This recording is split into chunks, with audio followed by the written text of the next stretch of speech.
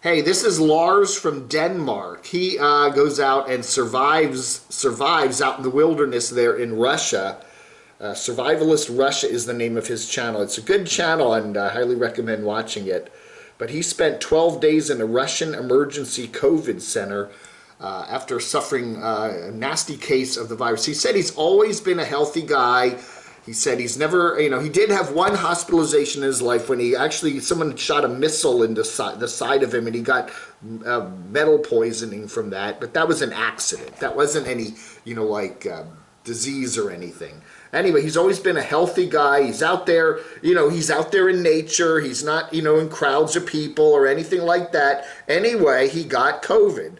And it was okay for a couple days. He didn't feel real good. He had a high fever, but he was taking care of himself. And then it got to the point where he just couldn't breathe. So he called for rescue services, whatever. They do have those in Russia. And they came and took him to a Russian emergency COVID center. And he said, it was really bad. He had pneumonia in both lungs. Couldn't breathe, was on an oxygen mask for something like 8 or 9 days. He lost 35 pounds in 12 days, but dance with the COVID devil.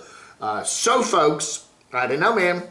I don't know. Again, we're in year 2 of this pandemic, and who knows when it's going to end. There are waves of it. If you look at the 1918 Spanish flu pandemic, go watch videos on that. They're all over YouTube.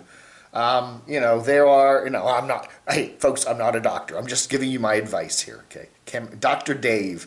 It was waves. It took 3 or 4 years for it to go all around. It didn't just end, okay?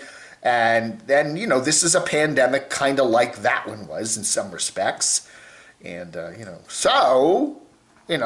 was talking to a particular nomad yesterday, who I shall not mention his name. And I just, we were chatting, and I just said, Soju, have you been vaccinated? And, we, here on the Cumulative Channel, we've been watching all these nomads, and many times they're out camping, around the fire, eating gloppy food together at restaurants or at campsites or having a buffet or whatever, whatever. And, people bring a dish and they all put it there, and then they're all, glop, glop, glop, and sit around and talk and party, and sometimes, have some fun, and nobody's wearing a mask, nobody's social distancing, and honestly, to be honest with you, we haven't seen a lot of people, at least on camera, getting sick, right? They don't, maybe they're getting sick and not telling us, and they just keep it, but, we haven't seen, I can't say offhand any nomads that I cover have actually passed away from COVID. So, maybe the outdoor living is, a beneficial thing, in terms of you're not in a closed environment and stuff like that where you're more likely to get it. Anyway, so, and again, we've got, we're not going to get into the gazillion comments of people debating the vaccines and all that. But, Lars is kind of, saying, hey, I was out in the middle of nowhere there in Russia and I got it too. So maybe he went into town and picked up some supplies and somebody coughed on him. Who knows? But, So I was talking to a particular nomad, as I was saying, and yesterday, and, he said he had not gotten the vaccine and wasn't planning on it because he is pretty much isolated, and he's always been a healthy guy. Always been a healthy guy like Lars, always been healthy. But he's, middle age, upper middle age, and an SMOKER, just saying. He's not planning to get the, which, hey, I'm not going to make any judgment calls, but everybody stay safe. This ain't over yet, okay? That's all we're saying. So what else can I say? I got my booster the other day. I did have, woke up in the middle of the night after I got the booster, really feeling awful with a fever, headache, and, that stiff neck.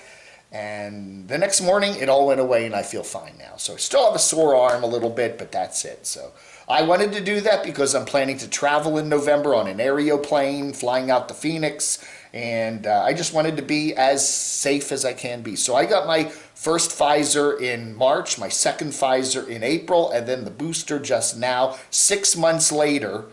And I've talked to some of my friends, and some of them say that you know, that they're not offering the boosters in every location yet. Okay, some places still are setting up the bureaucracy to do that, but here in North Carolina they are available, and so there.